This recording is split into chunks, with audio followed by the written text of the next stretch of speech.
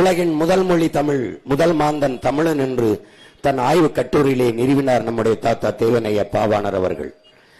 தமிழ் மொழி 50,000 ஆண்டுகளுக்கு மூத்தது என்று உலகில் பல்வேறு மொழி அறிஞர்கள் எல்லாம் அதை ஆய்விலே நிறுவுகிறார்கள். ஆதி மொழி தமிழ், நன்கு கட்டமைக்கப்பட்ட மொழி தமிழ், உலக மொழிகளின் தாய் தமிழ். பல்வேறு மொழிகளுக்கு கலை சொற்கள், உயிர் சொற்கள், வேர் சொற்களை தந்த ஒரு தாயின் தாய்மொழியாக தமிழ் இருக்கிறது. உலகில் எந்த மொழியின் துணையும் இன்றி தனித்து இயங்கக்கூடிய உயர் தனி செம்மொழியாக நம் மொழி தமிழ் இருக்கிறது. அந்த மொழி கண்ணு முன்னாடி சிதைந்து அழிந்து போனது. தமிழோடு சமஸ்கிருதம் கலந்து கலந்து பேசி 1800 ஆண்டுகளுக்கு முன்பு கன்னடர்களாக பிரிந்து சென்றோம். 1600 ஆண்டுகளுக்கு முன்பு தெலுங்கர்களாக பிரிந்து சென்றோம்.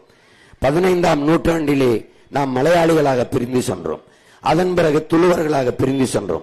ஒரு பெருத்த தேசிய இனம் மொழி கலப்பிலே பிரிந்து பிரிந்து சென்று சிதைந்து அழிந்தது. எப்படி?